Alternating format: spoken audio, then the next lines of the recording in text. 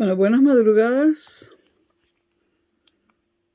Estamos a martes 2 de diciembre de 2025, 1:42 de la madrugada, en Madrid, en España. Bueno, voy a comenzar una serie de videos sobre la historia reciente. ¿A qué vamos a llamar historia reciente? Bueno, la historia que comienza en 1989, cuando con la caída de la Unión Soviética termina la Guerra Fría. En este primer video vamos a hacer algunas consideraciones que tienen que ver con el desarrollo económico y el bienestar humano.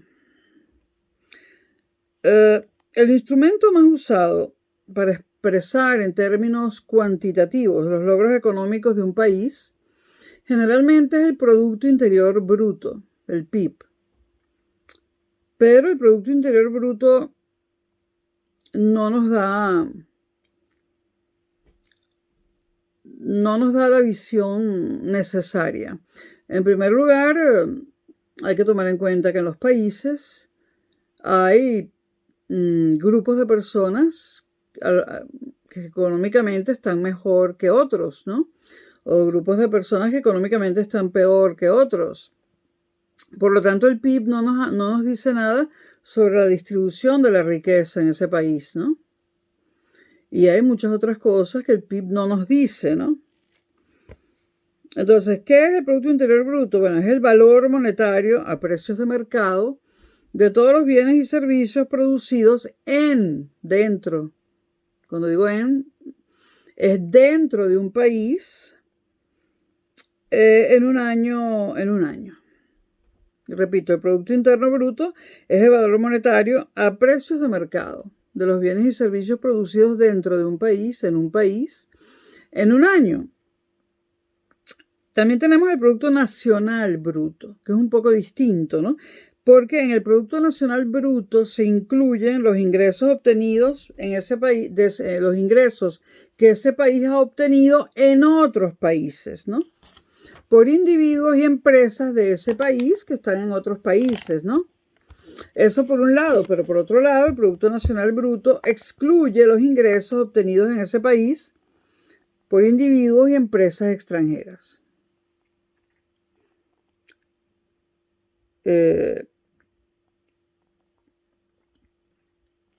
Ahora,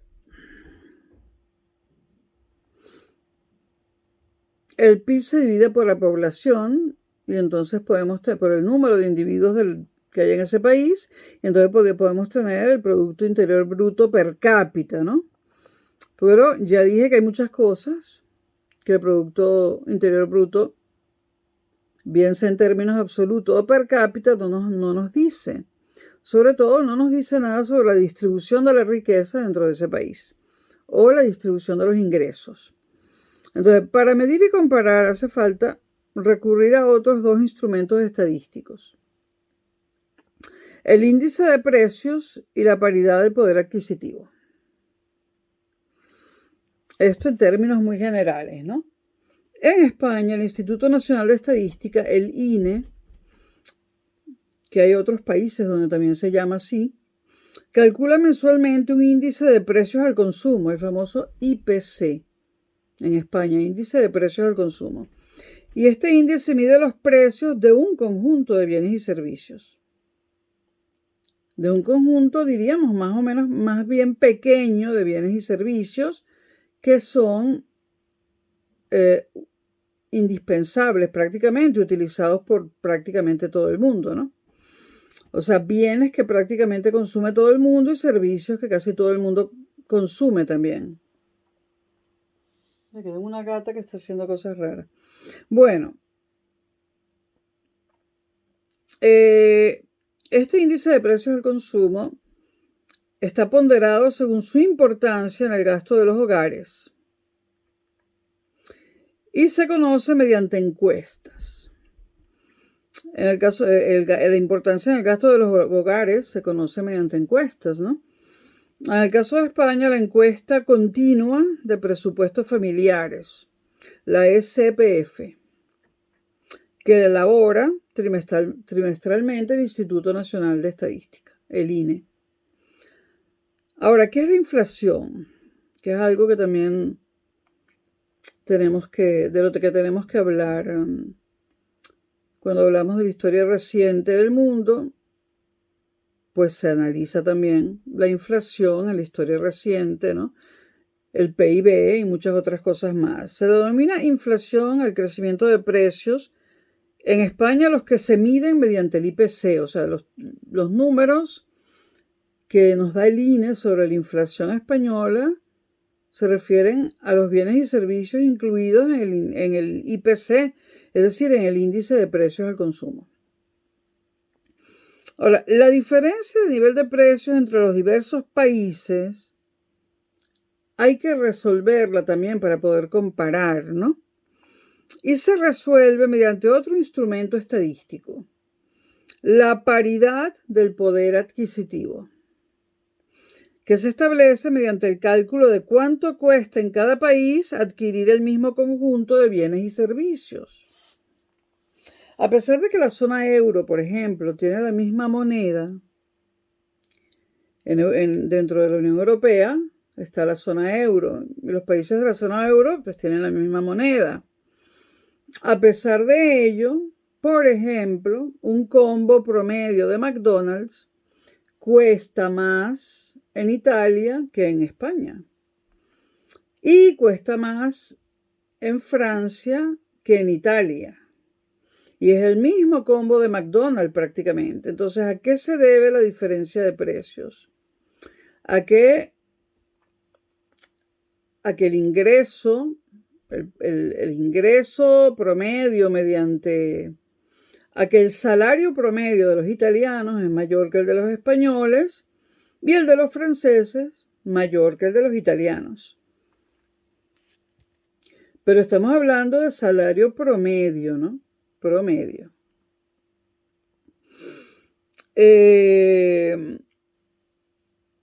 Entonces, para resolver este problema, usamos la paridad del poder adquisitivo, que es un instrumento estadístico. Puesto que en los países más desarrollados los precios son más altos, en este caso más bien estamos hablando de, por ejemplo, Europa versus Latinoamérica, ¿no? Los precios son más altos en los países desarrollados. Aunque esto no es totalmente así, ¿no?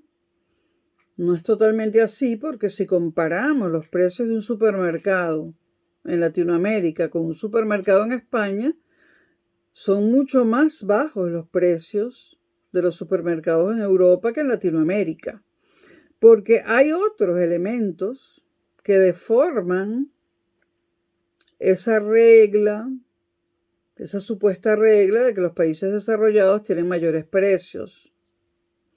Esa regla no se cumple en los supermercados de Latinoamérica con respecto, por ejemplo, a los de Europa. ¿Por qué? Porque hay otros elementos que distorsionan la economía, sobre todo de los países latinoamericanos. Subsidios, aranceles, clientelismo político,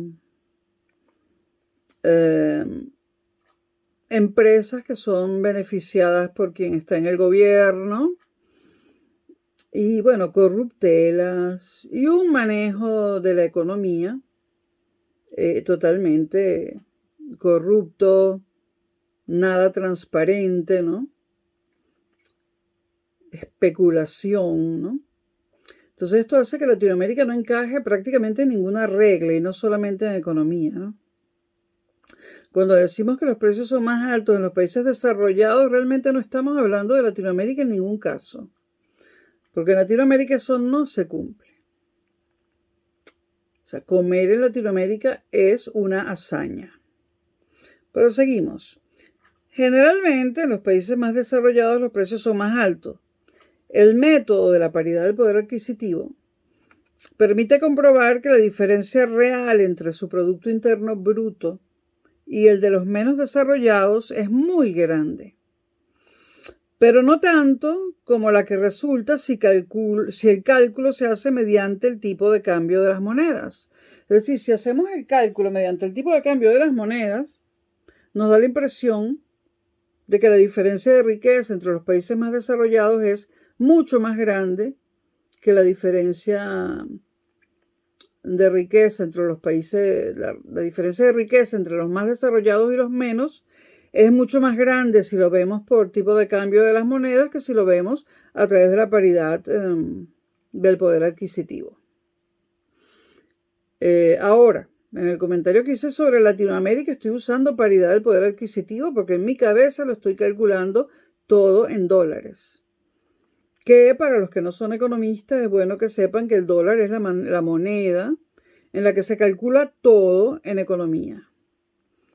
En macroeconomía, en el PIB, en todos los índices macroeconómicos, en gasto público. Estamos hablando siempre de dólares estadounidenses, incluyendo cuando esos cálculos atañen a los países del euro. La moneda oficial que reemplazó al patrón oro fue el dólar estadounidense y lo sigue siendo. Bueno, en la segunda mitad del siglo XX,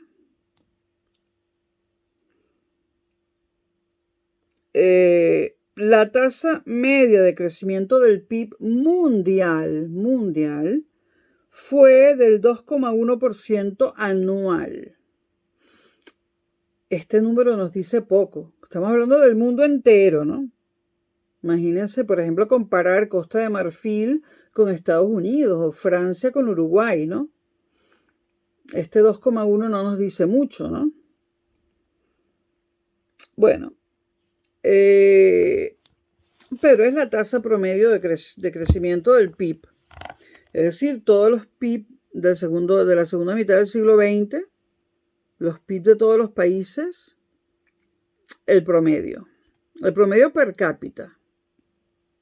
Ahora, el mundo producía, sin embargo, hay otros índices, ¿no? Por ejemplo, el mundo producía en el 2001, principios del siglo XXI, casi 3 veces más bienes y servicios que en 1950. 3 veces más bienes y servicios que en 1950. Eso es mucho, 3 veces más. Sin embargo, el crecimiento del PIB mundial fue solamente en esa época de 2,1% anual, el PIB mundial, ¿no? Ahora, ese ritmo de crecimiento de la segunda mitad del siglo XX no tuvo precedentes históricos, ha sido el más grande de toda la historia, ¿no? Por otra parte, la población mundial se multiplicó por 2,4 entre 1950 y 2001. En promedio, ¿no? Evidentemente en España no ha sido así. Aunque, bueno, hay países donde ha sido más alto que ese número y países donde ha sido más bajo. O zonas enteras del mundo donde ese 2,4 ha sido más grande o más pequeño. Evidentemente, la población mundial se multiplicó por 2,4 en Latinoamérica mucho más que en Europa. Y en África mucho más que en Europa. Bueno, en ese lapso, segunda mitad del siglo XX, se pasó de unos 2.500 millones de personas en el mundo a 6.000 millones aproximadamente.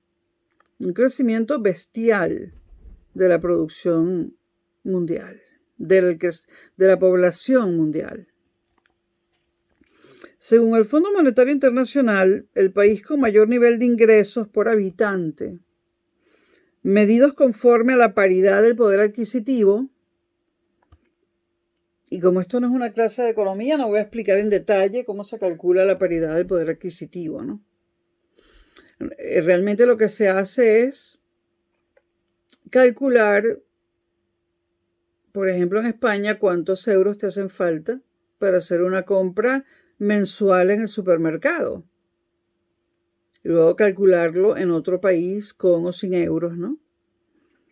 y todo a una moneda constante con un año base que sea el mismo para todos, ¿no? Entonces, según el Fondo Monetario Internacional, el país con mayor ingreso por habitante, medidos conforme a la paridad de poder adquisitivo, era de 2018,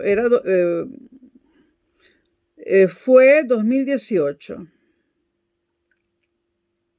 Perdón, según el Fondo Monetario Internacional, el país con mayor nivel de ingresos por habitante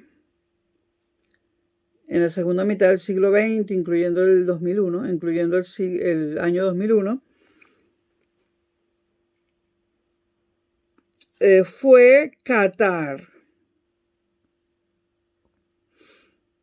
Qatar, como sabemos, es una rica monarquía petrolera árabe y ese poder adquisitivo fue en 2018, por ejemplo, de $130.475. Y el país de menores ingresos, la República Centroafricana, con $712.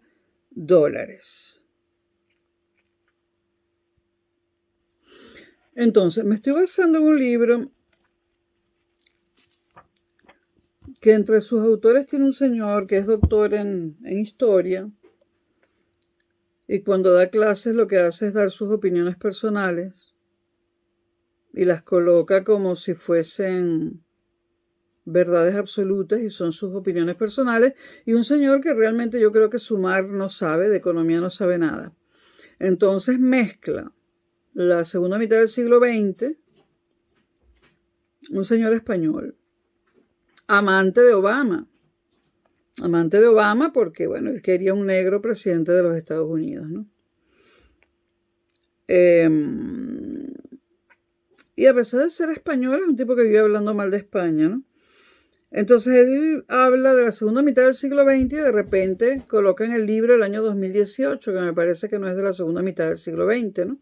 Pero bueno, yo estoy tratando de dar una clase o de un video que pueda servirles para algo, a pesar de los autores de este manual. Yo lo que haya que corregir, lo corrijo. Entonces, hablábamos de la segunda mitad del siglo XX. Decíamos que la población mundial se había multiplicado por 2,4 y que había pasado de 2.500 millones, más o menos, a 6.000 millones. En los años que van desde 1950 hasta 2001. Luego vamos a hablar ahora de la desigualdad económica en el mundo de hoy. Y es en este subtema de la desigualdad económica, que podríamos llamar la desigual distribución de los ingresos y de la riqueza. En este tema encontramos, por ejemplo, en el año 2018, y corrijo lo que dije antes, encontramos, por ejemplo, en el año 2018, que el país con mayor nivel de ingresos es Qatar.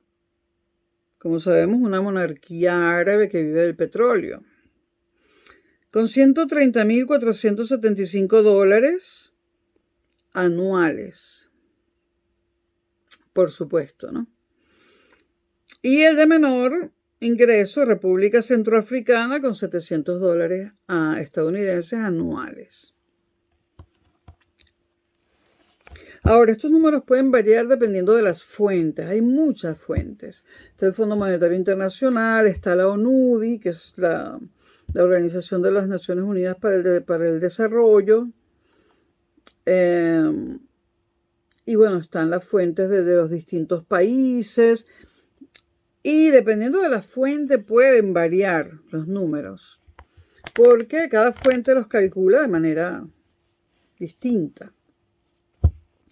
Bueno, la desigualdad entre los países se suma, o sea, la desigualdad entre los países, por ejemplo, Alemania versus Camboya o Alemania versus Nigeria, a eso se le suma la desigualdad interna dentro de los países.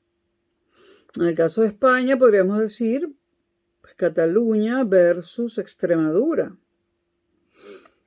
Obviamente Cataluña es mucho más rica que Extremadura, ¿no? El método estadístico habitualmente usado para medir la desigualdad es una distribución estadística, se entiende, ¿no? Y de esa distribución estadística se obtiene el coeficiente Gini, que lo usan a cada rato los sociólogos, ¿no? Que constituye la expresión numérica de la curva de Lorenz. No lo voy a explicar, porque esto es un video de historia, ¿no? Y presenta unos valores que van de 0, que representa la igualdad máxima, hasta 1, que representa la desigualdad máxima. Bueno, la igualdad máxima a mí me aterra, ¿no? Se supone que si los valores están cerca del 0, la riqueza está distribuida pareja, ¿no? Y si están cerca del 1, pues está la riqueza muy mal distribuida. Bueno, en términos generales y muy generales, los países más desarrollados son más igualitarios que los menos desarrollados. Bueno, esto sí es cierto. Hay mucha más igualdad respecto al ingreso y la riqueza en los Estados Unidos que en Latinoamérica y en Europa que en Latinoamérica. Es más, hay más igualdad en Europa que en Estados Unidos. Pero ¿por qué hay más igualdad en la distribución de la riqueza en Europa que en Estados Unidos? Bueno, sobre todo porque Europa tiene un sistema impositivo verdaderamente confiscatorio, ¿no? En Europa no es buena idea ganar 30.000 euros al mes, porque más de la mitad se los va a quedar el Estado y los va a repartir, supuestamente los reparte entre los más pobres, ¿no? Pero si tú eres una mujer sola, estoy pensando no en mí, en una amiga mía, y eres ingeniero informático y te estás haciendo rica y no tienes hijos y vives sola además, pues España se queda con más de lo que ella gana mensualmente. Por lo cual ella tributa en otro país, tributa en Argentina. Por supuesto que nunca les voy a decir quién es, y además eso en España lo hace medio mundo, bueno, lo hace mucha gente. Pero ella puede tributar en Argentina porque su trabajo, ella tiene oficinas en varias partes del mundo. Su trabajo es a nivel internacional. Hay otros que son deportistas y evaden impuestos y cotizan en España y evaden impuestos. Los hay que se van a Suiza a vivir, ¿no? Para no tener que pagar los impuestos en España. Estoy pensando en la Fórmula 1. Bueno, el coeficiente Gini, ya saben, 0 indicaría igualdad máxima y 1 desigualdad máxima. El número de personas que viven en extrema pobreza está definido como aquellas cuyos ingresos se sitúan en menos de 1,90 dólares actuales, dólares estadounidenses, por día. O sea, la persona que dispone de 1,9 dólares, ya se sabe que son estadounidenses, ¿ok? Por día se le considera que está en miseria, en extrema pobreza, es decir, en miseria.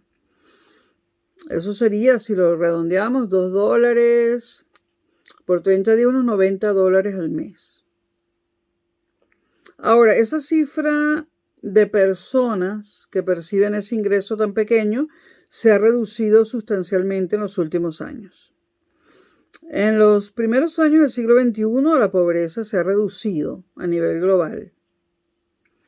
En 2015, la población mundial era de 7.300 millones. Pero solo vivían en la extrema pobreza 730 millones. Es decir, una persona de cada 10, es decir, el 10%. Estamos hablando de 7.300 millones de habitantes en 2015 con 730 millones en pobreza crítica, el 10% de la humanidad en el 2015. Hay casi 1.000 millones de pobres extremos menos que a finales del siglo pasado, es decir, que en 2001. Y eso es una bajada bastante grande de la pobreza crítica. En 2023, la población mundial alcanzó los 8 billones de personas. La reducción permanente de la pobreza extrema a lo largo de las últimas décadas se frenó momentáneamente a causa de la crisis económica producida por el COVID-19, por la pandemia, ¿no? Y también se frenó por los efectos de la crisis alimentaria motivada por la guerra entre Rusia y Ucrania.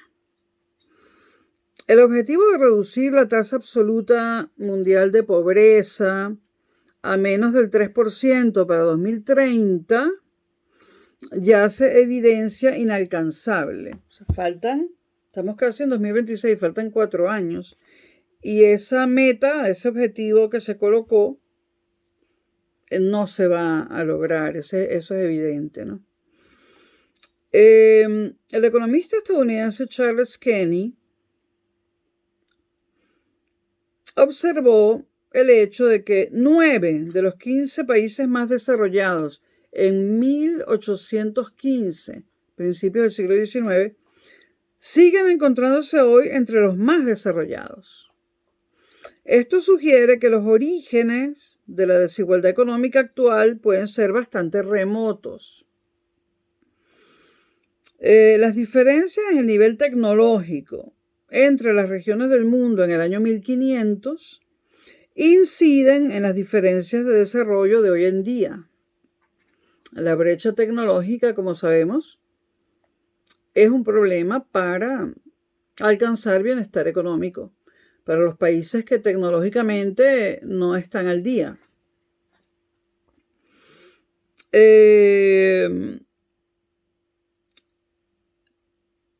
Ahora, ¿por qué esa diferencia en nivel tecnológico?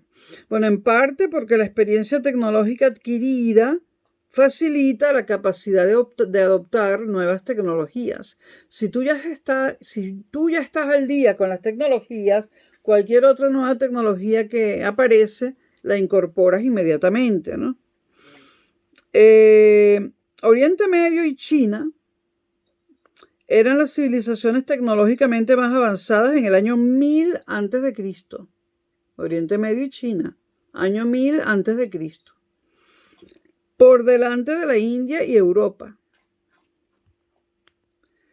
Pero en 1500 era ya Europa la más avanzada. En el año 1500 después de Cristo. Seguida a poca distancia por China y a más distancia por la India y Oriente Medio. Estamos hablando del año 1500.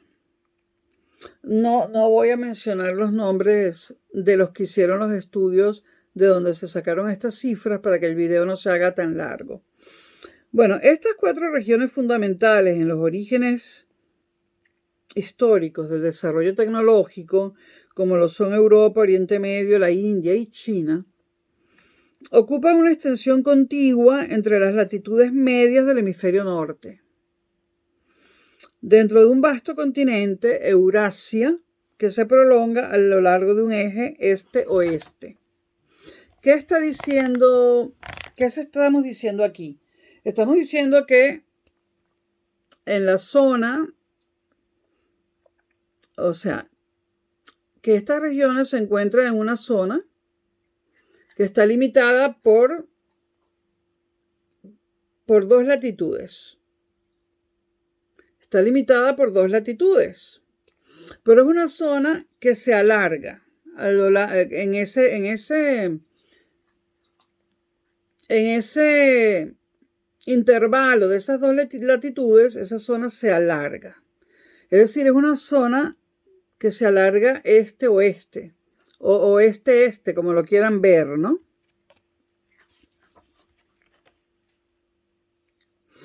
Podemos considerar que esa zona se alarga del este hacia el oeste o del oeste hacia el este. Lo que estoy diciendo es que no se alarga norte-sur, sino este-oeste.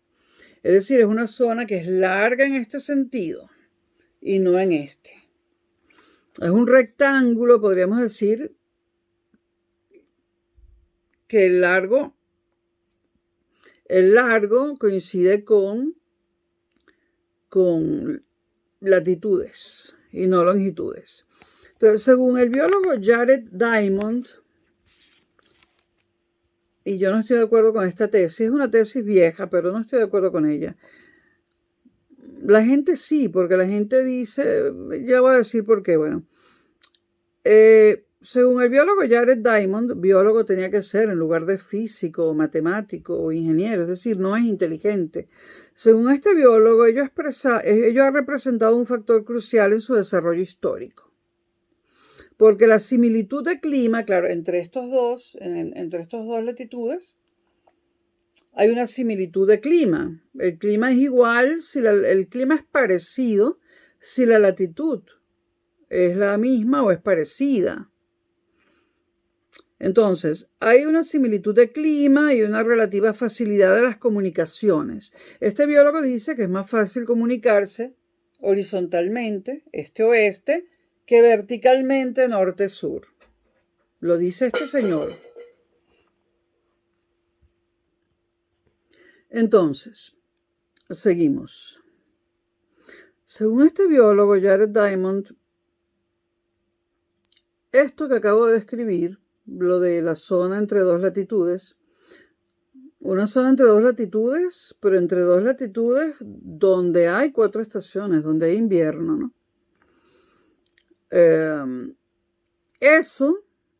Que esa zona se haya desarrollado o se mueva en un sentido este-oeste o oeste-este, según este biólogo, ha representado un factor crucial en su desarrollo histórico por la similitud de clima y la relativa facilidad de las comunicaciones. Ahora, ¿por qué son más fáciles las comunicaciones este-oeste? No lo tengo claro. Yo creo que este biólogo ya murió, pero sería bueno que me lo explicara, ¿no? Y la similitud de clima la comprendo, sí, eso sí. A pesar de que, por ejemplo, Nueva York y Madrid tienen casi que la misma latitud. O sea, un avión va en línea recta de Madrid a Nueva York. Sin embargo, el invierno neoyorquino, a pesar de que está a orillas del mar, es más, Nueva York es un delta. Es un delta, el delta de los ríos, el delta de Hudson, del río Hudson y del East River. ¿Cómo es posible que en un delta, que supuestamente a orillas del mar hay menos frío, a 0 metros de altitud, cómo es posible que en un delta y en la misma latitud Nueva York tenga un invierno mucho más crudo que el de Madrid, que en promedio está a 700 metros de altura? Si están en la misma latitud, debería ser incluso un invierno, debería ser un invierno parecido, e incluso mucho menos fuerte en Nueva York, porque Madrid está mucho más alto. Esto es un pequeño ejemplo, ¿no?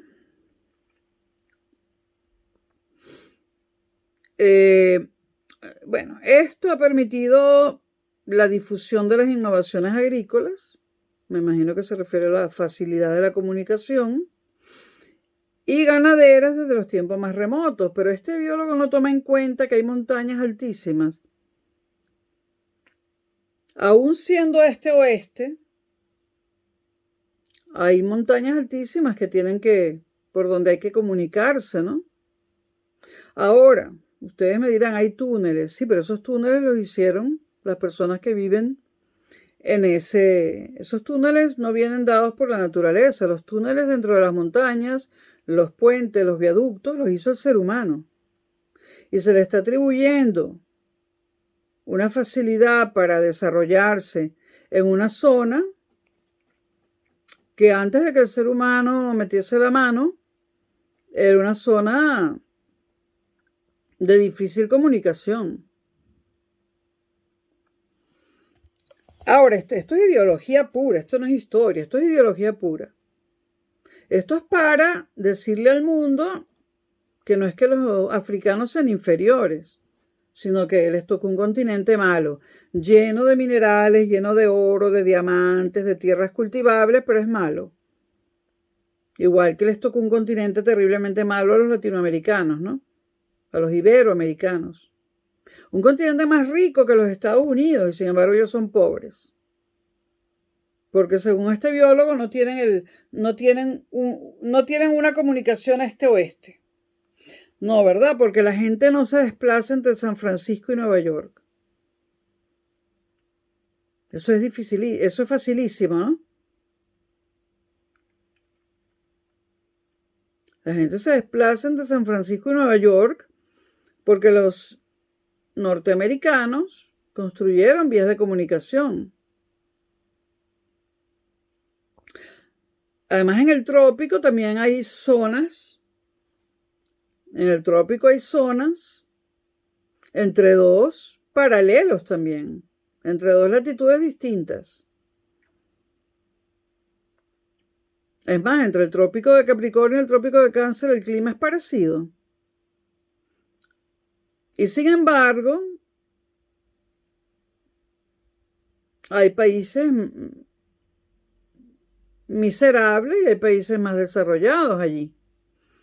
Bueno, ahora, este señor continúa diciendo que las masas terrestres de América y África se disponen en un eje norte-sur, lo que genera una variedad climática que dificulta la difusión de las plantas y el ganado. Y este señor decía que su aislamiento geográfico respecto a los núcleos de innovación euroasiáticos, debido a los océanos y al desierto del Sahara, construyó un obstáculo adicional. Lo que este señor no dice es que la tecnología es hecha por el hombre. Y la hicieron los europeos, los chinos, los de Oriente Medio y los de la India. Le echa la culpa a las comunicaciones y a lo del eje norte-sur. Los africanos no tienen tecnología porque no la han desarrollado, porque no la han inventado los conocimientos. O sea, los descubrimientos científicos se hicieron en Europa y en el Oriente Medio y en la China. Si se hubieran hecho en África o en la América precolombina, serían desarrollados, ¿no? Entonces le está echando la culpa al clima y al eje norte-sur, en lugar de decir que hay razas que inventaron la tecnología y razas que no. O razas que llegaron lo máximo a inventar una lanza envenenada.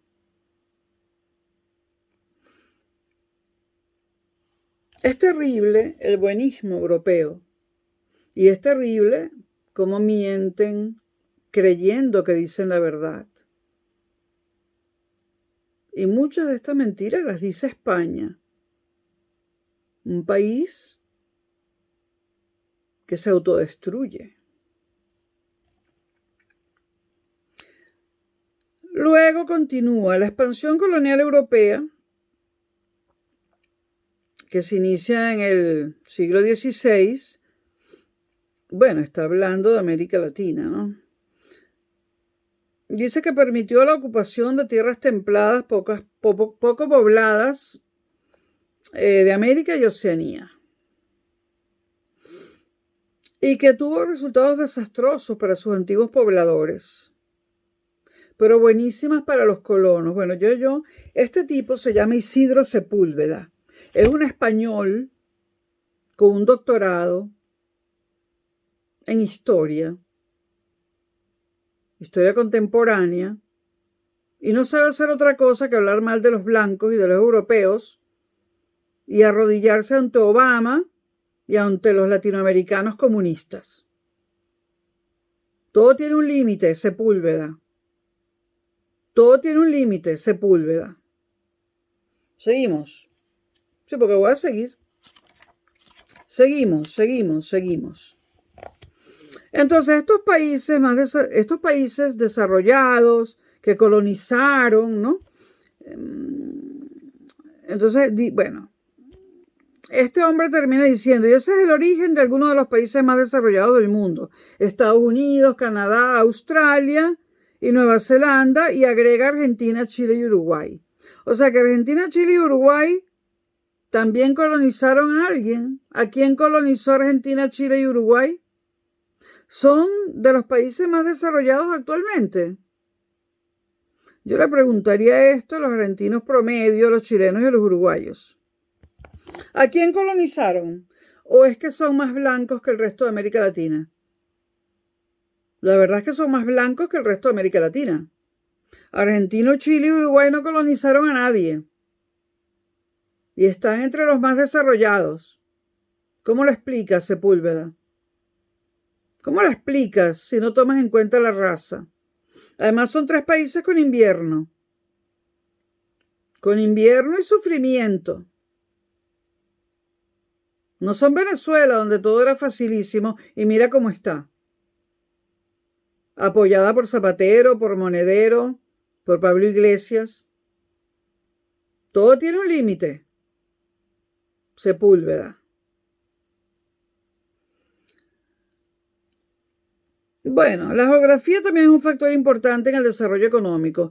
Evidentemente España no es el país para estudiar ciertas cosas, ¿no? Los climas templados, o sea, entre los factores geográficos que perjudican a los países están los climas templados. Claro, los climas templados. Porque el invierno es de pinga, ¿no? En el invierno la gente se muere de pulmonía y neumonía. Pero eso es beneficioso para la economía, el invierno. Debemos deducir de cualquier libro entre cuyos autores se encuentre Sepúlveda. El clima templado es pésimo para la economía. Según este manual, las lluvias también. Fíjate qué cosa, ¿no? Yo creía que sin las lluvias los cultivos no progresaban. Ahora parece que en la sequía es donde se puede cultivar. Y donde hay enfermedades infecciosas, que es en el trópico, según Sepúlveda, ¿no? Porque aquí no tuvimos peste nunca, ¿verdad? Todas las pestes que han pasado por Europa, que no es tropical, no pasaron, ¿no? ¿Será que esas pestes no pasaron por Europa? ¿Será que cuando Thomas Mann escribió Muerte en Venecia y hablaba de una peste que asoló a Europa, pero especialmente a Venecia, ¿será que estaba hablando de Colombia? Yo aquí denuncio a Isidro Sepúlveda.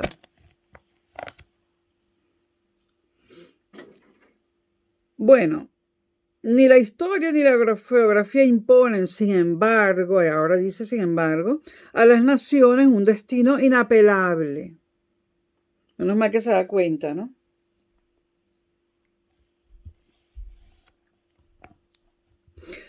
Ahora, la inversión, es decir, la utilización de recursos para incrementar la producción y la adopción de innovaciones tecnológicas son 2 variables fundamentales para el desarrollo: inversión e innovación tecnológica. Robert Solow, quien recibió el Premio de Economía en 1987, un comunista seguro, vamos a ver. Robert Solow, un comunista.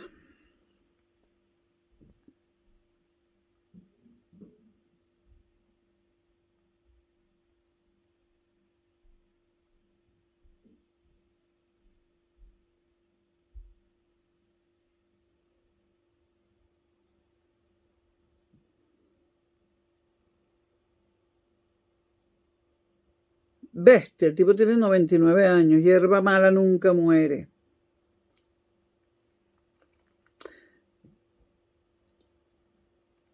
Ay, se murió con 99.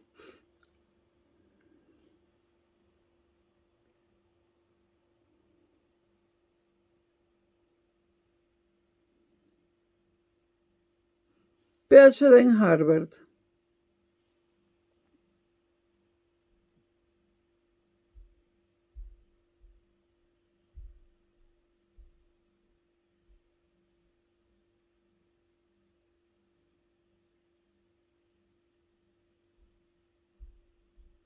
Bueno, Joseph Stiglitz, nada menos, fue uno de sus alumnos y discípulos.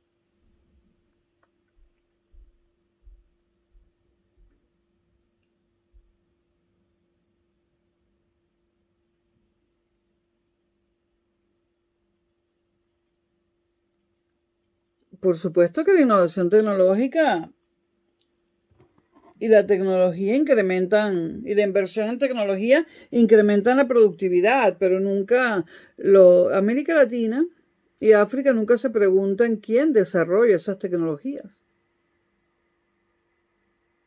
Parece que es la obligación de Europa, de los Estados Unidos, del Oriente Medio, desarrollar tecnologías y hacer inventos y regalárselos al resto del mundo. Entonces, Robert Solow recibió el Nobel de Economía en el 87. Sostuvo que a largo plazo el factor más importante es el tecnológico. Eso es obvio, y que eso no hace falta ser economista. Y que la difusión de la tecnología de unos países a otros tenderá a reducir las diferencias entre ellos. Todo eso es obvio. No sé si lo digo yo porque soy ingeniero con un MBA y con media carrera de economía, pero me parece obvio. Ahora, la gran diferencia, hay diferencias llamativas, ¿no? Por ejemplo, en países vecinos y de características similares. Por ejemplo, la República Dominicana y Haití comparten una misma isla, la isla de la Española, ¿no? Tienen el mismo acceso al mercado exterior y tenían en 1950 unos ingresos medios por habitante similares. Pero medio siglo después, los de la República Dominicana se han triplicado y los de Haití disminuido.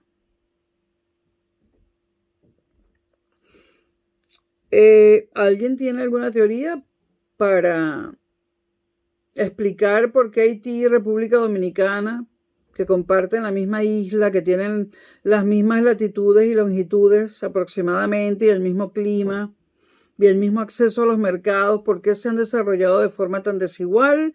Acepto teorías.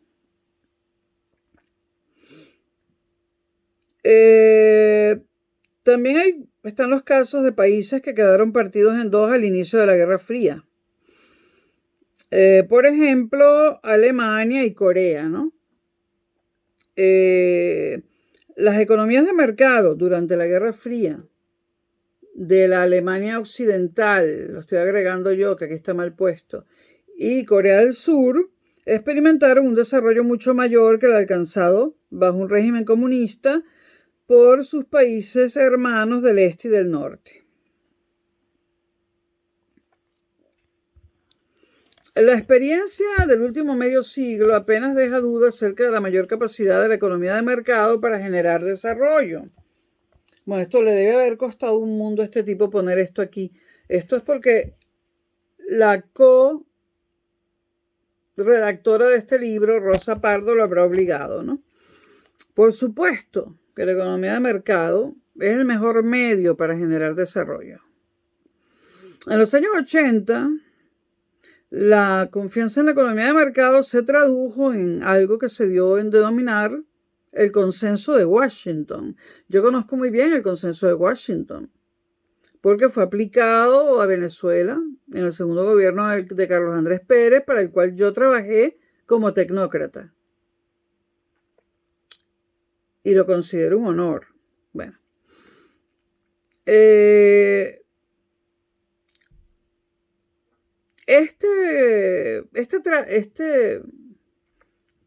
Esa transición desde las economías centralizadas e intervenidas por el Estado de América Latina a la economía de mercado fue apoyado financieramente por el Fondo Monetario Internacional y el Banco Mundial. Según el consenso de Washington, la política adecuada para los países en desarrollo debería incluir medidas como las siguientes: reducción del déficit público. ¿Alguien puede pensar que eso es malo? No, eso es bueno. Concentración del gasto público en las áreas esenciales de las infraestructuras, sanidad y educación. ¿Alguien puede pensar que eso es malo? No, eso es bueno. Creación de un sistema sólido de impuestos que genere los ingresos necesarios para sufragar el gasto público racional, pero sin perjudicar la actividad económica. Fijación de las tasas de interés por el mercado, una tasa de cambio moderada de la moneda nacional para facilitar las exportaciones, liberación de las importaciones, reducción de tarifas aduaneras, liberación de la inversión extranjera directa, privatización de las empresas públicas, reducción de las disposiciones reguladoras que limiten la libre competencia, excepto las necesarias para la protección de los consumidores y del medio ambiente, supervisión del sistema financiero y garantía legal de los derechos de propiedad. Eso pregonaba el Consenso de Washington, apoyado por el Fondo Monetario Internacional y por el Banco Mundial, y todo eso es muy bueno. Es decir, un conjunto de medidas que impulsen la iniciativa individual y la competencia y que concentren la acción del Estado en las áreas que difícilmente puede cubrir la iniciativa privada. Algunos autores denominaron esas medidas neoliberales. Bueno, algunos periodistas ignorantes, ¿no? Y el Papa de mierda, Juan Pablo II, ¿no? Que habló de capitalismo salvaje. El peor papa. El papa malo con cara de bueno. Ahora, ¿por qué todo esto fracasó? Por la corrupción que hay en Latinoamérica. Por nada más. Por la corrupción y porque los latinoamericanos, sobre todo los caribeños, son todos unos ladrones y unos vagos. Esta es la realidad. Yo estoy mejorando el libro, estoy corrigiéndolo. Las medidas liberalizadoras adoptadas por muchos gobiernos, y esto se aplicó en Chile, en Argentina, en Brasil y en Venezuela sobre todo, a partir de los años 80 han contribuido al avance de la globalización económica. Pero el fenómeno de la globalización responde también a otros factores, como el espectacular avance en las telecomunicaciones y la reducción de los costes de transporte. El también llamado neoliberalismo, como la globalización, han sido objeto de fuertes críticas tanto por parte de sectores académicos. A ver, Sepúlveda, si mencionas cuáles sectores académicos son esos. Basura le digo a Sepúlveda. En su mayoría ajenos al área de las ciencias económicas. Eso sí es verdad, como de movimientos sociales. Movimientos sociales o movimientos terroristas, Sepúlveda. Los críticos acusan a la globalización liberal de haber reforzado el poder de las grandes instituciones internacionales. Eso es algo que se está dando de manera natural. O sea, hay empresas que engullen a otras más pequeñas. Eso es una dinámica que se está dando de forma natural. Puede que nos guste o no, pero se está dando de forma natural. Eso no ha sido premeditado. Eso no ha sido premeditado por el primer mundo para hundir a los países de donde se roban los recursos naturales. Y ese discurso tipo galeano, discurso de mierda, discurso falsario.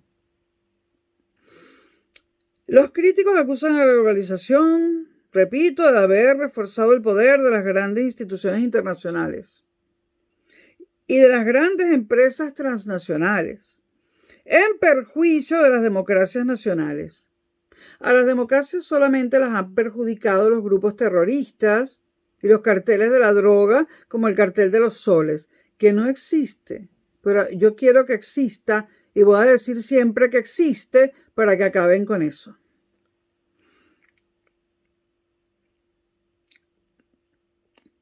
Y de haber perjudicado a los pobres, otra cosa que no debe existir. Eso sí que no debería existir, los pobres. Quiero decir, deberían dejar de ser pobres. Respecto a lo primero, es cierto que a medida que el mundo se globaliza, más decisiones pasan a ser tomadas a nivel supranacional. Bueno, aquí lo único que hay de supra es la Unión Europea, que es supranacional. En Estados Unidos no hay nada que sea supranacional.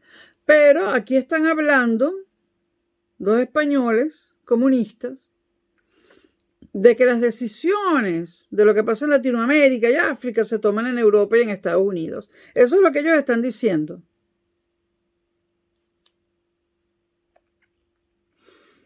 Pero conviene recordar que si los electores respaldan a los gobiernos que han impulsado medidas de apertura al exterior es porque suponen que tales medidas los benefician. En cuanto al caso específico de los ciudadanos más pobres, cabe afirmar que la considerable reducción de la tasa de pobreza mundial que se ha producido a partir de los años 80 desmiente ese supuesto efecto negativo de la globalización. Esto porque él no escribió el libro solo, no lo dejan. Si lo dejaran, el libro tendría tapas rojas, hojas rojas, sería rojo, rojito.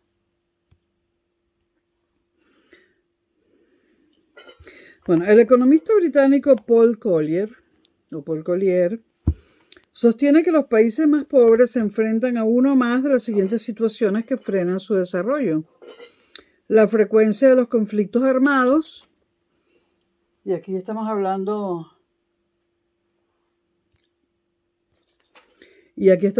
de África, por ejemplo. Entonces, la frecuencia de los conflictos armados, la excesiva dependencia de recursos naturales fácilmente exportables. Entonces exportan los recursos naturales, pero no se desarrollan. El aislamiento respecto al comercio internacional de aquellos países sin acceso al mar, que se encuentran a su vez rodeados de países pobres, y el mal gobierno. Según Paul Collier, en un estudio realizado en 2007. Según dice Paul Collier, un estudio fechado en 2007. Ahora, hay que preguntarse si la desigualdad interna de los países tiene un efecto en su desarrollo.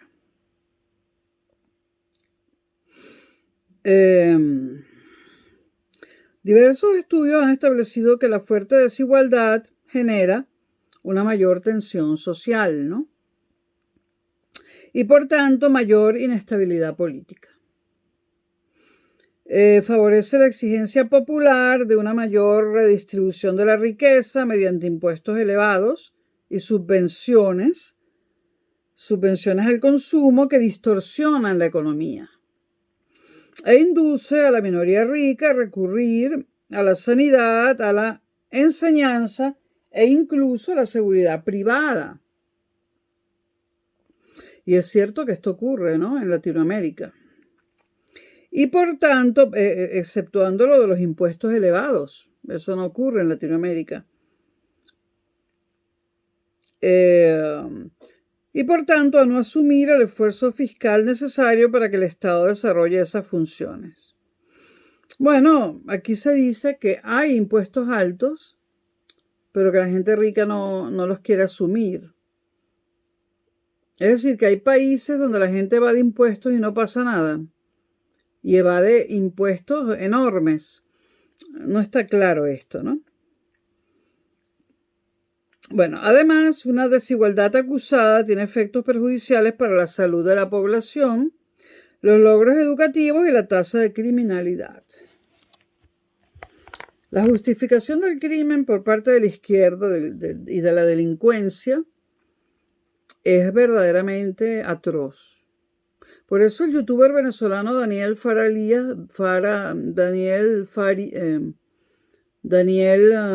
Lara Farías dice que la fase superior del socialismo es el crimen. Lo dice porque lo es. Bueno, hay un índice de desarrollo humano que, combinando los datos de ingresos, salud y conocimientos, ofrece una visión más real de los logros alcanzados en proporcionar una vida mejor a las personas. Y es el índice de desarrollo humano, el IDH, Índice de Desarrollo Humano, que fue adoptado por el Programa de Naciones Unidas para el Desarrollo, el PNUD. PNUD. A partir de 1990, el PNUD, dice a partir del 90, pero yo trabajaba con datos del PNUD y del Índice de Desarrollo Humano antes de 1990. Pero bueno, El PNUD viene publicando informes anuales que ofrecen los datos del Índice de Desarrollo Humano en los diferentes países del mundo. Bueno, puede ser que antes no los publicara de manera masiva, no sé. La metodología para calcular el Índice de Desarrollo Humano, el IDH, ha sido modificada en el 2010. A partir de entonces representa la media geométrica de otros 3 índices: el de esperanza de vida, el de educación y el de ingresos. El índice de la esperanza de vida representa los años que vivirá un recién nacido si se mantienen las condiciones actuales. El índice de educación combina los años promedio de escolarización, es decir, los que efectivamente han estudiado las personas de 25 o más años de edad, con los años esperados de escolarización. En cuanto al índice de ingresos, ya no se basa en el PIB, en el Producto Interno Bruto, sino en el ingreso nacional bruto. No producto, ingreso nacional bruto, que se calcula como el Producto Nacional Bruto, del que ya hablamos, pero incluye también la ayuda exterior que el país recibe, de manera que incluye todas las rentas monetarias disponibles para ese país. Es decir, el INB, hablamos siempre del PNB, el Producto Nacional Bruto, pero tanto África como Latinoamérica deberían hablar de Ingreso Nacional Bruto, el IND, porque reciben ambos continentes dinero regalado de Europa y Estados Unidos para ayudarlos en el desarrollo. Ahora, se lo roban todo el dinero, pero eso no es culpa ni de Europa ni de Estados Unidos. Los venezolanos se robaron, la oposición venezolana se robó la ayuda a que se le dio a Guaidó. Esto lo sabemos bien los venezolanos. El PNUD, Programa de Naciones Unidas para el Desarrollo, por cierto que hay un sobreempleo enorme en las Naciones Unidas y sobre todo en el PNUD.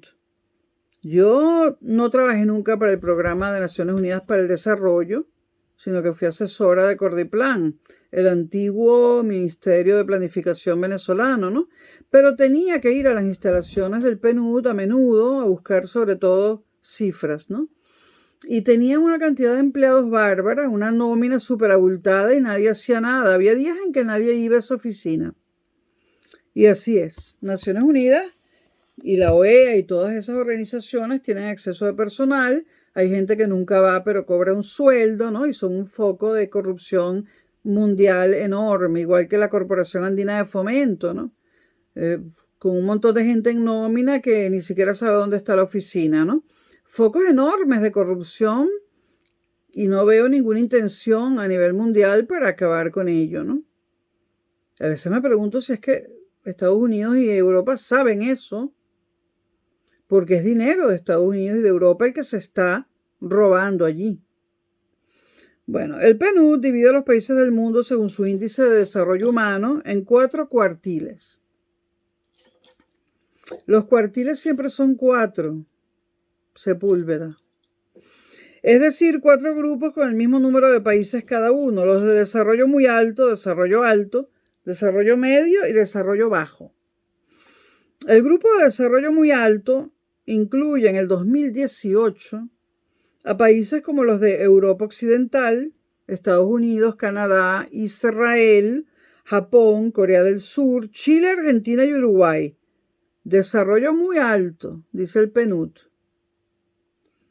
El de desarrollo alto engloba países como Irán, Turquía, China y buena parte de América Latina. ¿Desarrollo alto en América Latina dónde? Desarrollo muy alto y alto. De eso están hablando aquí.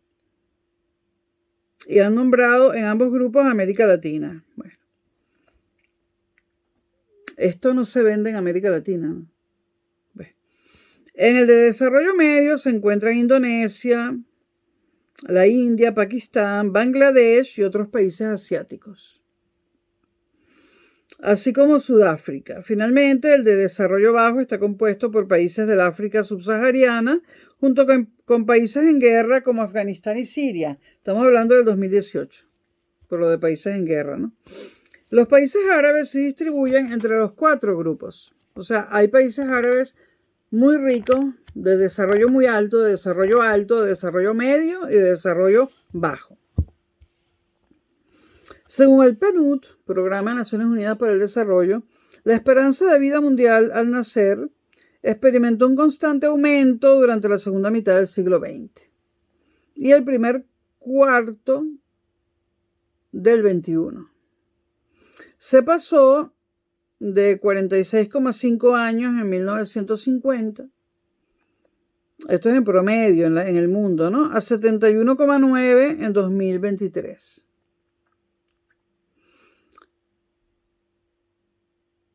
Y se espera que aumente hasta 77,3 en 2050. En 2017 España tenía una esperanza de vida de 83 años, por nombrar un país, ¿no? Y mientras que en 2017, en el mismo año, en 6 países del África subsahariana no llegaban a los 55 años. También hay datos sobre la mortalidad de los niños menores de 5 años, ¿no?, que por supuesto es mucho mayor en los países de desarrollo lento o desarrollo bajo. En los países menos desarrollados, las epidemias infecciosas siguen siendo una gran amenaza. Las más letales últimamente, la malaria y el SIDA, pero nuevamente esto atañe mucho más a África que a Latinoamérica. El SIDA, que se difundió por el mundo entero en los años 80, se concentró sobre todo en África, ¿no?, al principio, y sus efectos donde han sido más mortíferos ha sido en África, donde en el 2009 vivían 22 de los 33 millones de seropositivos del mundo. 22 millones de seropositivos en África. Y cuando emigran y entran ilegalmente a Europa y violan a las mujeres, hay que tener en cuenta que son seropositivos. Otro gran problema es el hambre. Y hay que distinguir entre la desnutrición y las hambrunas. La hambruna ha sido un fenómeno frecuente a lo largo de la historia, debido a que bastaba con una mala cosecha local para generarla. En épocas antiguas, una mala cosecha mataba a todo el mundo. Pero el bajo coste de los transportes hace que hoy la dependencia de la producción agrícola local haya desaparecido y sea más fácil la ayuda humanitaria en casos de emergencia.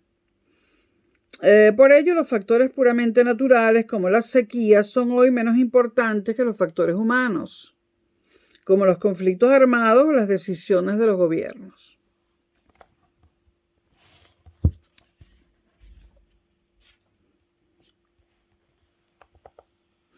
Según el Informe Mundial sobre las Crisis Alimentarias hecho por la FAO en 2022, la FAO es la fundación esa que tiene sede en Roma y que monitorea el hambre en el mundo, ¿no?, y la desnutrición.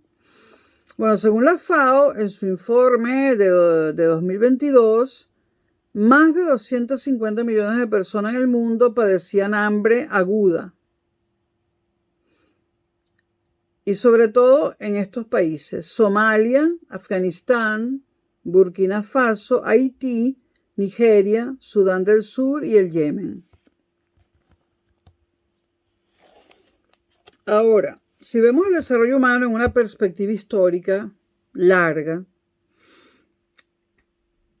notamos una espectacular victoria contra la amenaza de una muerte temprana. La humanidad ha logrado una victoria espectacular en este sentido, claro, mirando la historia desde hace milenios, ¿no? El incremento de la productividad agrícola, el abaratamiento de los transportes, la mejora en el alcantarillado y en el suministro de agua, la mayor higiene doméstica, el avance de la medicina y la creación de una red de atención sanitaria han disminuido de una manera espectacular la posibilidad de una muerte temprana.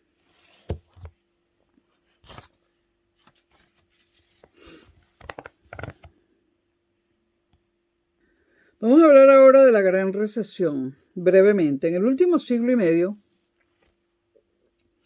La economía mundial ha experimentado un desarrollo sin precedentes históricos, pero se ha visto interrumpido por recesiones. La gran recesión, bueno, antes de hablar de la gran recesión, vamos a definir recesión. Recesión económica, ¿no? Una recesión se suele definir como una reducción significativa de la actividad económica, que se prolonga durante un periodo de al menos 2 trimestres consecutivos, mientras que cuando lo hace al menos 3 años consecutivos se denomina depresión. Entonces tenemos recesiones económicas y depresiones económicas. En el siglo XX la más grave fue la Gran Depresión, que en los Estados Unidos se prolongó durante 3 años y medio, de 1929 a 1933, y provocó una reducción del PIB del 27%. Y condujo en su peor momento a una tasa de desempleo del 25%. La Gran Recesión, y después está la Gran Recesión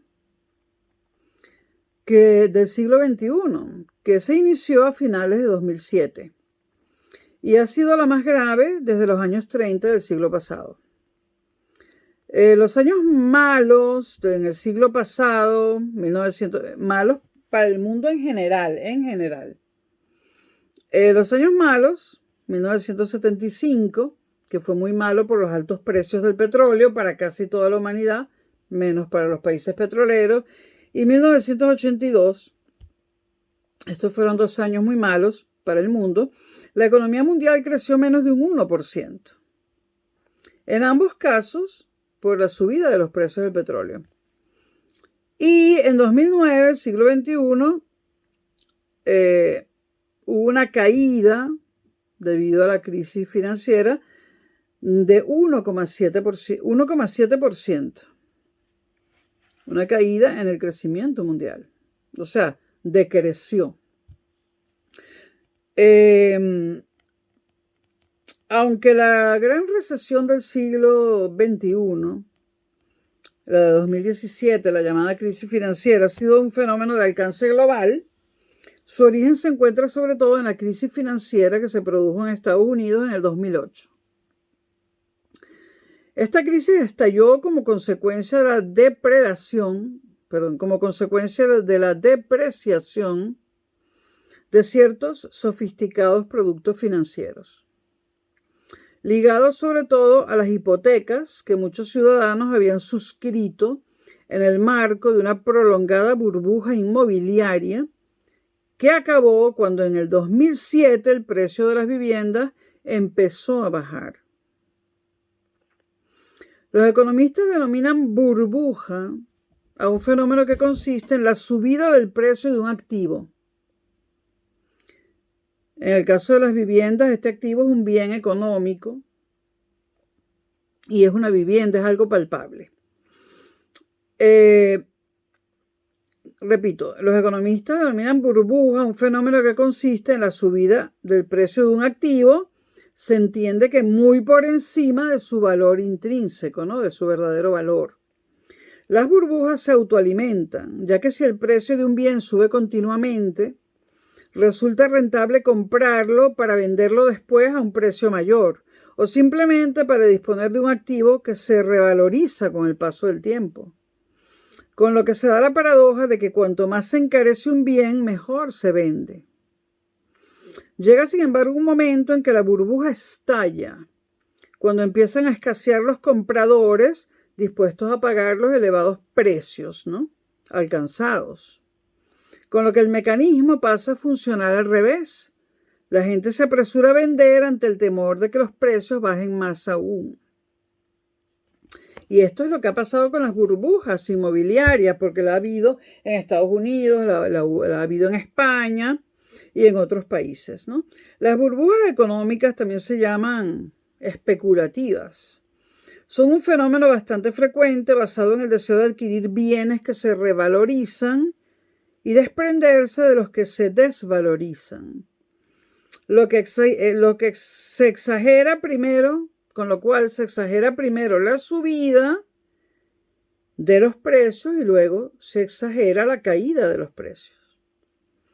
Las viviendas se pagaban en su mayoría en Estados Unidos mediante créditos hipotecarios. Y fue en el mercado hipotecario de los Estados Unidos donde se generó en parte la crisis financiera del siglo XXI, debido a la falta de rigor con la que se concedieron las hipotecas.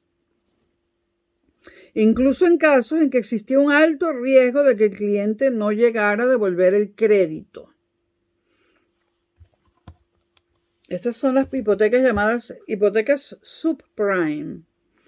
Y debido a que las entidades que las concedían traspasaban el riesgo a terceros, estamos hablando de los Estados Unidos, mediante sofisticados productos financieros. Una hipoteca subprime es aquella que se da a un interés demasiado bajo y siempre termina mal. Entonces, las tasas de interés eran bajas, el crédito resultaba por lo tanto barato, ¿no? Esto se le reprochó a la Reserva Federal, que funciona como el Banco Central de los Estados Unidos, ¿no? Se le considera el responsable, es el responsable de regular la oferta monetaria y fue el responsable de la burbuja inmobiliaria en los Estados Unidos. La Reserva Federal podría haber frenado la burbuja mediante una política monetaria más restrictiva, tirar menos dinero en la economía, imprimir menos billetes, ¿no?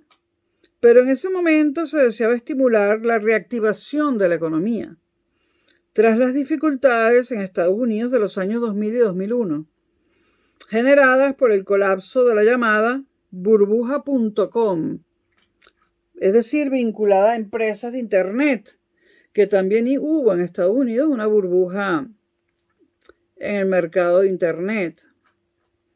Y si no recuerdo mal, hubo caídas en el índice Nasdaq de la Bolsa de Nueva York, que es el que rige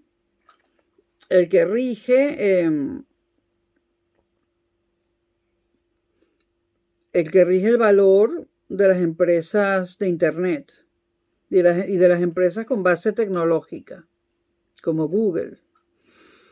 En segundo lugar, la oferta de crédito en Estados Unidos se vio facilitada por la gran abundancia de capitales procedentes de economías emergentes, en especial de China, que acudían a invertir en Estados Unidos. Esto a su vez es el resultado de que la balanza comercial china es muy favorable. China exporta a los Estados Unidos mucho más de lo que importa, generando un superávit que, dada la elevada tasa de ahorro de la sociedad china, que ahorran mucho más que los americanos, se traduce en la exportación de capitales en busca de oportunidades de inversión en el mercado estadounidense. Se ha reprochado también al gobierno chino el haber propiciado ese superávit de su balanza comercial mediante el procedimiento de mantener artificialmente baja su moneda para hacer que sus productos resulten más baratos en el mercado internacional, favoreciendo así sus exportaciones. La baratura del crédito facilitó que en los primeros años del siglo XXI se produjera en los países más desarrollados un considerable aumento del endeudamiento en los hogares. Pero a partir de 2007, el aumento de la morosidad en los créditos hipotecarios, es decir, el porcentaje de clientes que dejaron de pagar las letras mensuales de su hipoteca, seguido del consiguiente aumento de los desahucios, fue en Estados Unidos el primer síntoma de la crisis que se avecinaba. Las enormes pérdidas causadas por el pinchazo de la burbuja inmobiliaria, es decir, por el hundimiento de los precios de la vivienda, incluidos los que se vieron desahuciados, pero en menor medida sufrieron también grandes pérdidas las entidades que habían suministrado los créditos hipotecarios, que se encontraron ante un impago creciente. Entonces, los afectados de manera más inmediata por el rompimiento de la burbuja inmobiliaria fueron los dueños de casas o apartamentos que ya no podían seguir pagando. Y en segundo lugar, los bancos que dieron las hipotecas, ¿no? Ahora, lo más grave para la economía en conjunto fue la pérdida sufrida por los acreedores, porque fueron estas las que generaron la crisis del sistema financiero, que es el que proporciona el crédito, y sin esto la economía no funciona. Se ha dicho siempre que el crédito representa para la economía lo que el aceite para los motores. Por otra parte, el daño causado no solo a la economía estadounidense, sino a la mundial, por el hundimiento del mercado hipotecario de los Estados Unidos, solo se explica por las peculiaridades características que había asumido el sistema financiero. La característica esencial de un banco es que asegura a los clientes que le confían su dinero que podrán retirarlo en cualquier momento, a pesar de que buena parte de sus depósitos estén invertidos en activos que no se pueden convertir en dinero en efectivo de un día para otro. Es decir, que no son activos líquidos. Si todos los clientes pretendiesen retirar el dinero al mismo tiempo, los bancos no podrían hacer frente a sus compromisos y quebrarían todos a nivel mundial. Esto fue lo que ocurrió en la Gran Depresión de los años 30 a nivel estadounidense, ¿no? La primera Gran Depresión. A partir de esta gran crisis de los años 30 del siglo pasado, los bancos de los Estados Unidos y los de otros países también están sometidos a una regulación que les impone un determinado porcentaje de reservas en efectivo, generalmente el 10%, y la participación en un sistema de aseguramiento de sus depósitos. La reserva en Estados Unidos, la Federal Deposit Insurance Company, que equivale al Fondo de Garantía de Depósitos español, y que se llama así en muchos países latinoamericanos también, Fondo de Garantía de Depósitos Bancarios. Ahora, a finales del siglo XX empezaron a surgir unas instituciones financieras que no eran estrictamente bancos, y al no incurrir en los gastos impuestos por la regulación bancaria, podían ofrecer intereses más altos. En los Estados Unidos se los llamó por ello banca en la sombra. Un ejemplo de esta banca en la sombra son los hedge funds, una expresión que al traducirla, podríamos traducirla como fondos de inversión protegidos frente al riesgo. Ahora, en la práctica resultaron ser fondos que ofrecían una rentabilidad alta porque efectuaban inversiones de alto riesgo. Pero hay una ley en las finanzas: cuanto más alto es el riesgo, más altas pueden ser las ganancias si ganas. Pero la posibilidad de ganar está establecida a nivel mundial para este tipo de cosas en un 10%. De cada 10 personas gana una y 9 pierden todo. Entonces, estos hedge funds son esos fondos que ofrecen una rentabilidad alta, pero que efectúan inversiones de alto riesgo. Los hedge funds contribuyeron mucho a difundir un nuevo tipo de productos financieros, los llamados activos derivados. Ahora, la singularidad de los activos derivados estriba en que su valor futuro depende del valor futuro de un conjunto de activos subyacentes. La idea es que así se reduce el riesgo porque difícilmente se hundiría la cotización de todos los activos que subyacen al activo derivado. El problema es que con ese sistema el comprador puede no darse cuenta de en qué se funda el valor del activo derivado que él está comprando. Finalmente resultó que las hipotecas estadounidenses, incluidas las subprime, se convirtieron en el principal activo subyacente de derivados, de estos activos derivados, que debido a su alta rentabilidad fueron adquiridos por respetables bancos y fondos de inversión de los Estados Unidos, Europa y Japón. Con ello, estos activos depreciados se convirtieron en activos tóxicos que envenenaron el sistema financiero mundial.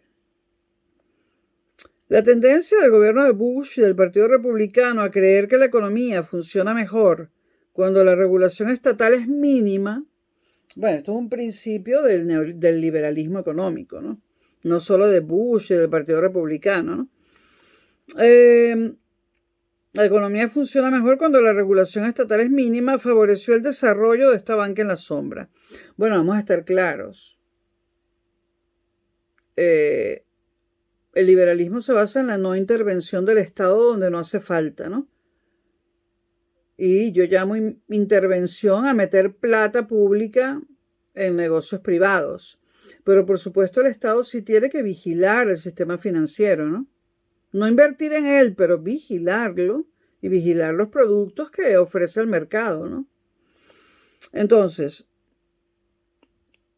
Bush y el Partido Republicano eran los que estaban allí en ese momento. No necesariamente era culpa de ellos. Quizá estando otro partido u otro presidente o las dos cosas distintas hubiera pasado lo mismo, ¿no? Entonces,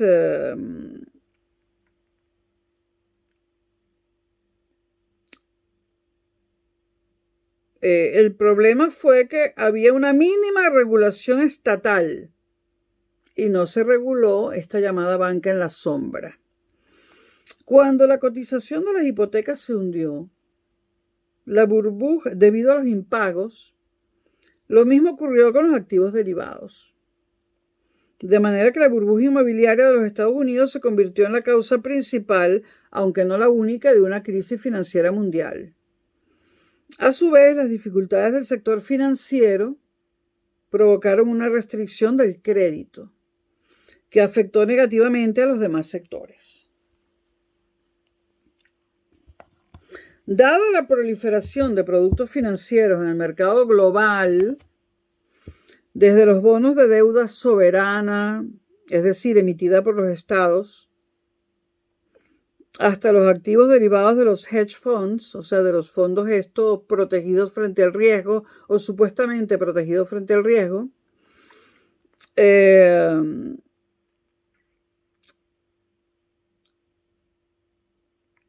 resulta crucial la valoración de los riesgos que cada tipo de inversión tiene. Esa tarea la realizan entidades privadas denominadas agencias de calificación de rating. 3 de las cuales, todas ellas estadounidenses, acaparan el mercado mundial: Standard & Poor's, Moody's y Fitch. Su actuación en estos últimos años ha sido objeto de muchas críticas porque antes de 2008 concedieron altas calificaciones a activos que luego se revelaron tóxicos. Y más tarde contribuyeron a agravar la crisis europea de la deuda soberana, es decir, de la deuda emitida por los estados, mediante las bajas de las calificaciones. Esto fue para Europa especialmente grave porque estas empresas, que son privadas y estadounidenses, calificaron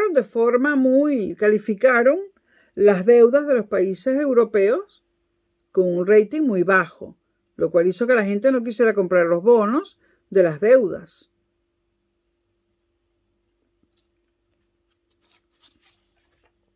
En todo esto hay política, por supuesto. Entonces, estamos ante el caso que son las propias entidades que emiten activos las que pagan a las agencias por calificarlos. Porque sí, una entidad bancaria emite unos activos y le paga a Standard & Poor's para que se los califique.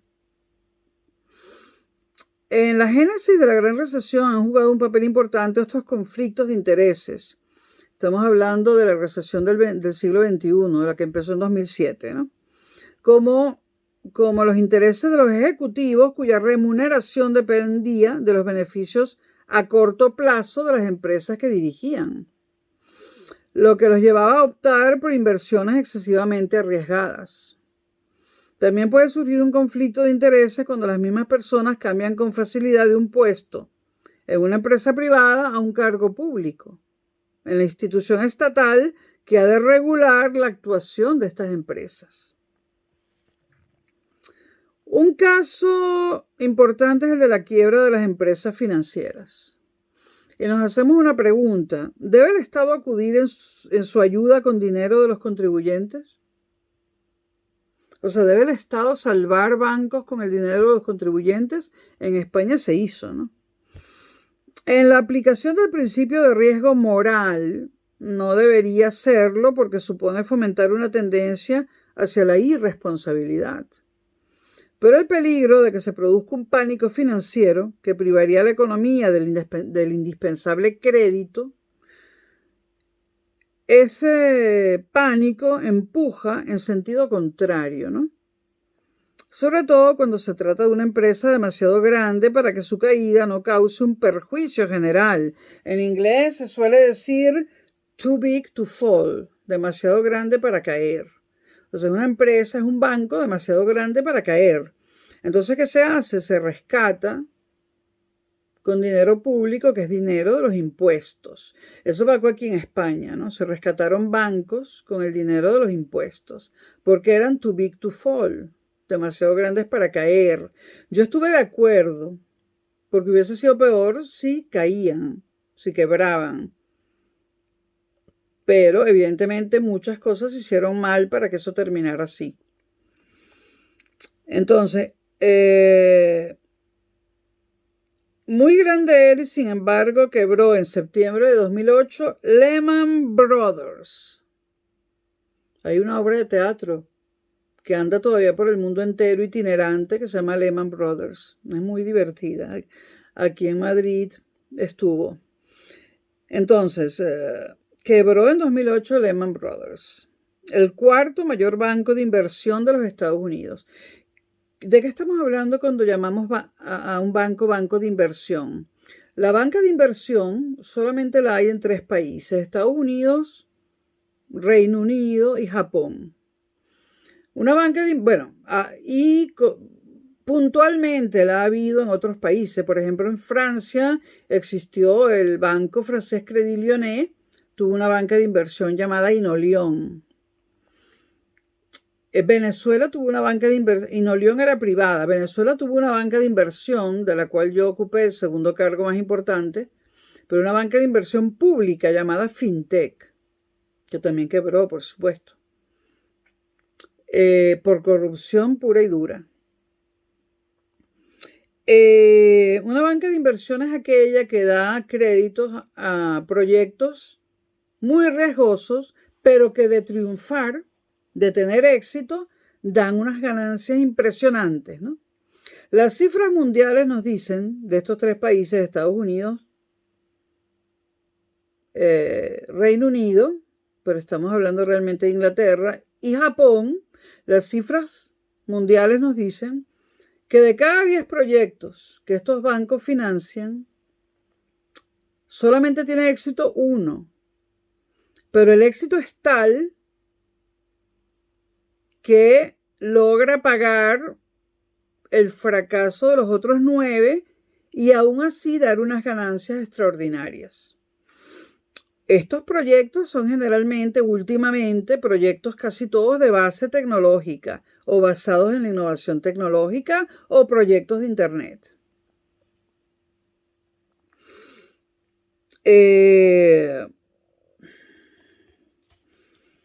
Entonces, Lehman Brothers, el cuarto mayor banco de inversión de los Estados Unidos, quiebra, y esto representó un agravamiento de la crisis financiera mundial, ¿no? Ahora, hablando de bancos de inversión, recuerdo el más conocido, el más conocido. Por cierto, la sede estaba cerca de las Torres Gemelas. Bueno, la banca de inversión es importante. Por ejemplo, se inventa el bombillo gracias a que una banca de inversión financió ese invento, dio el crédito para ese proyecto. Lo mismo sucede con el teléfono, el telégrafo. ¿Por qué todas estas cosas surgen en los Estados Unidos? Porque era el único país con bancas de inversión dispuestas a perder financiando cosas como el bombillo, el teléfono y el telégrafo, que tuvieron éxito. Ahora, tuvo éxito el bombillo que conocemos, ¿no? Aunque ahora hay varios tipos de bombillo, no solo ese. Pero hubo modelos de bombillo anteriores al bombillo que tuvo éxito, ¿no? Que no tuvieron éxito e hicieron que se perdiera ese dinero, ¿no? Y además causaron incendios y todo. Todo eso en Estados Unidos.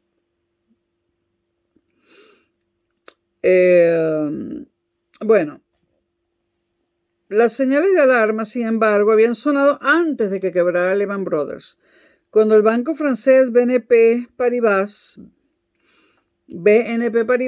anunció el cierre de 3 de sus fondos de inversión por total falta de liquidez. Y el gobierno británico optó por nacionalizar, es decir, comprar y gestionar como empresa pública un banco que se había especializado en créditos hipotecarios y tuvo que suspender pagos, el Northern Rock. La decisión de las autoridades estadounidenses de no acudir en ayuda de Lehman Brothers, a Lehman Brothers sí lo dejaron quebrar, recibió muchas críticas y muy poco después la Reserva Federal efectuó un masivo rescate del American International Group, el AIG, una aseguradora que se había cargado de activos tóxicos y que fue considerada too big to fall, demasiado grande para quebrar. Para entonces, la crisis financiera había alcanzado una dimensión global y en 2009 el mundo entero entró en recesión.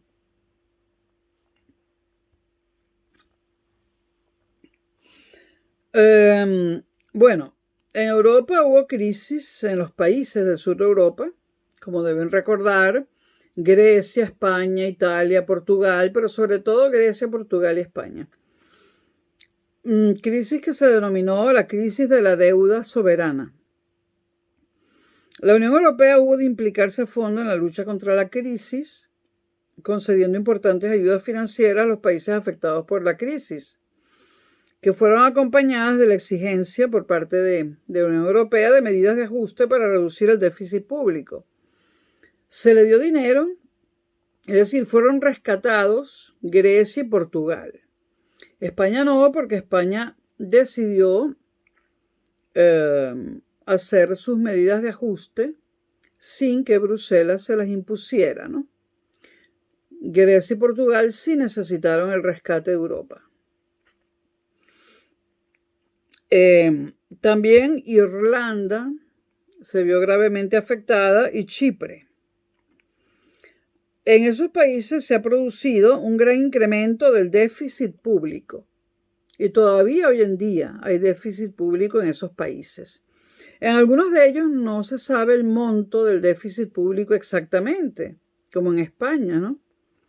Suponemos que cuando termine el gobierno de Pedro Sánchez, y si es que gana el PP y la derecha en general, pues sabremos el déficit público que tiene España, ¿no? ¿Qué es el déficit público? La diferencia entre los ingresos y los gastos de la administración pública. Bueno, esto ha conducido a un creciente endeudamiento, ¿no?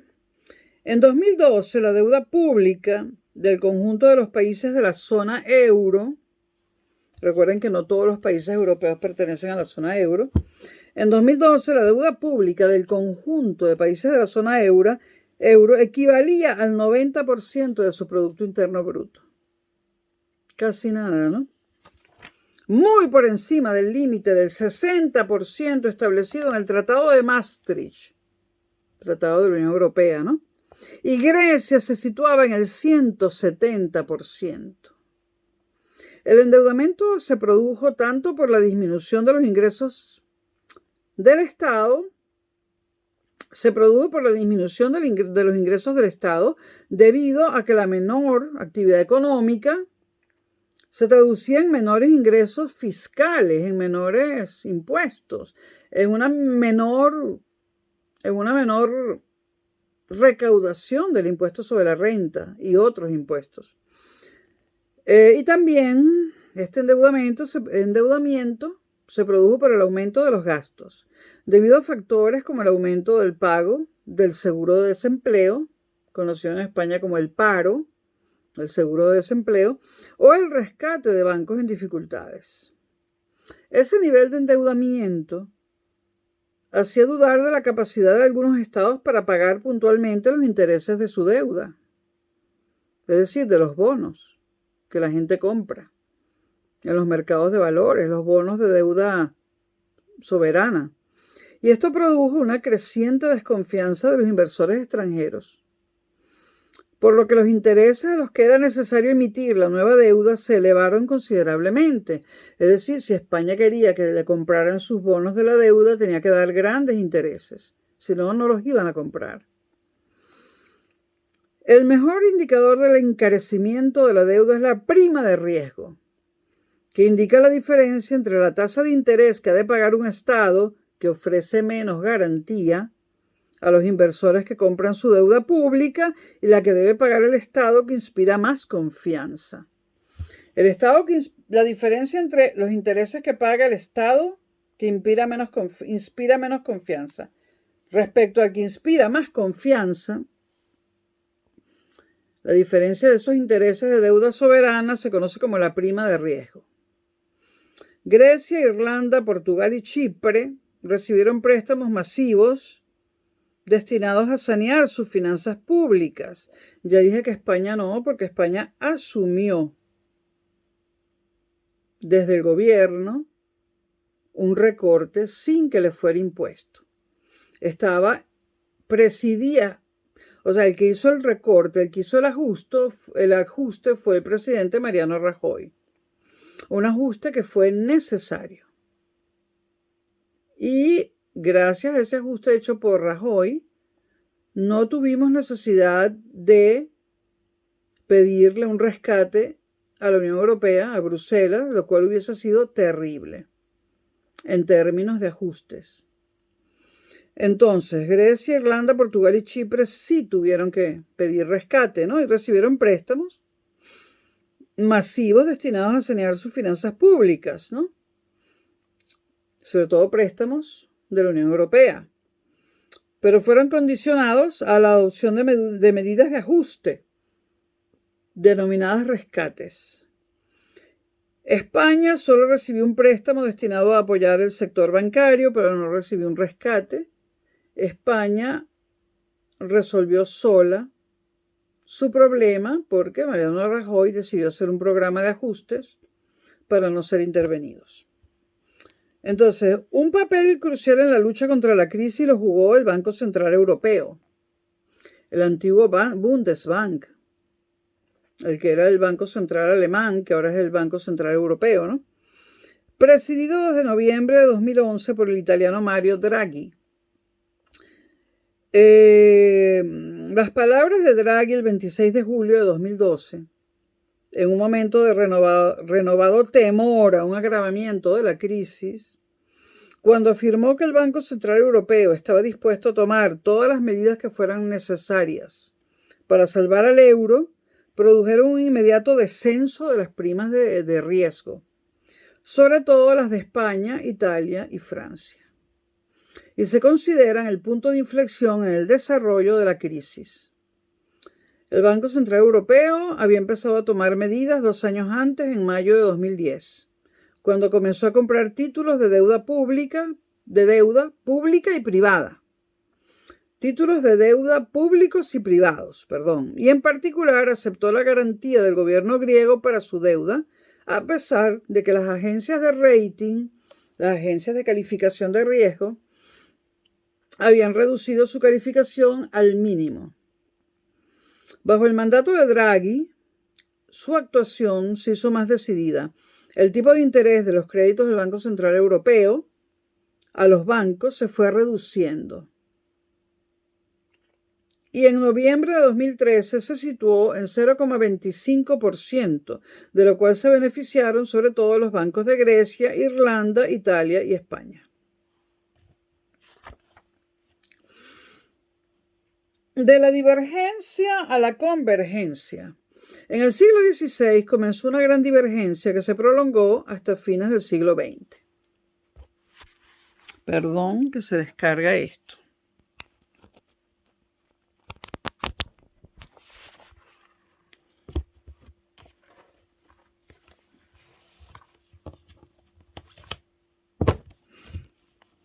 Entonces, es decir, un desfase, cuando hablamos de una divergencia, hablamos de un desfase entre el nivel económico, tecnológico y científico de Occidente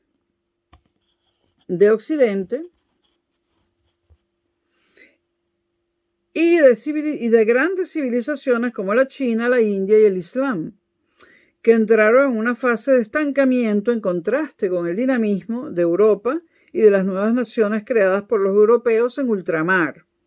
Es decir, esto empezó en el siglo XVI, la divergencia, ¿no?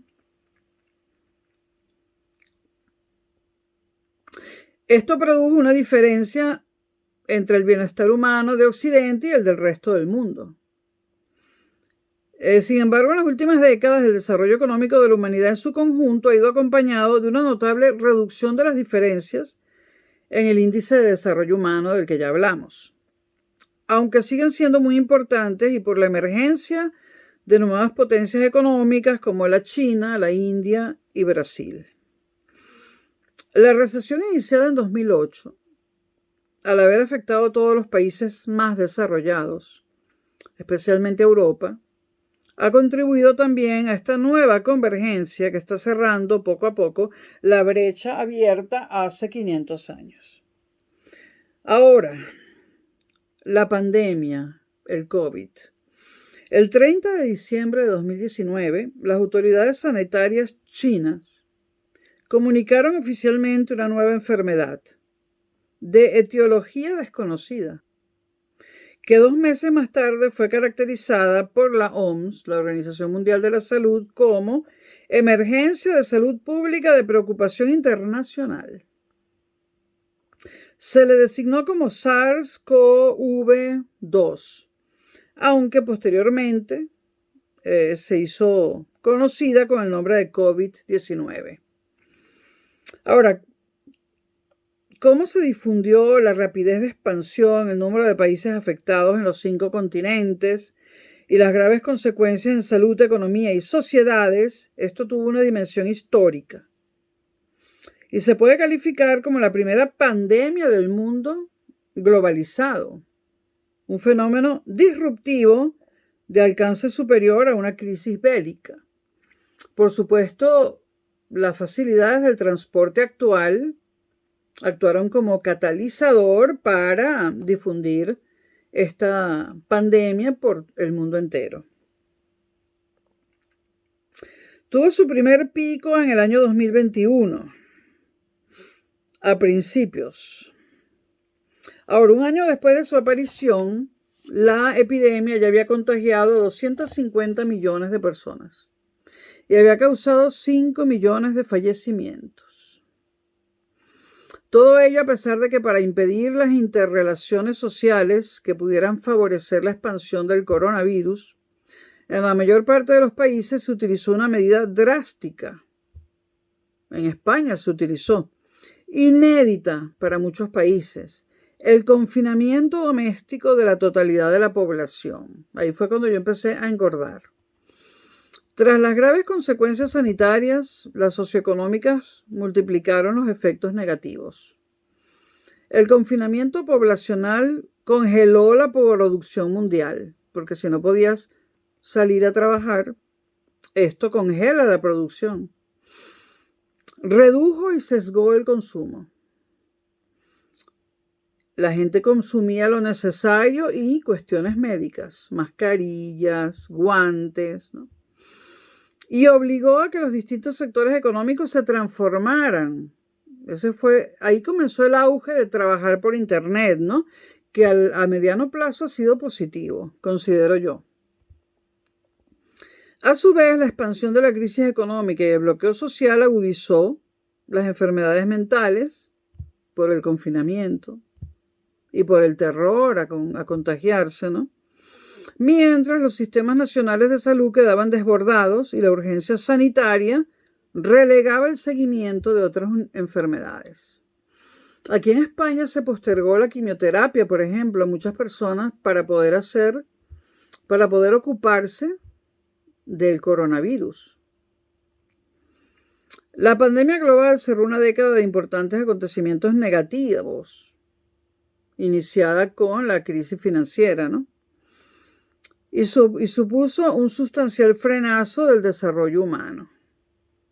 Aunque yo creo que a diciembre de 2025 podemos decir que esas dos crisis, la financiera y el COVID, pues, y la que produjo el COVID, pues, han sido conjuradas. Bueno, esto es todo por ahora. Saludos.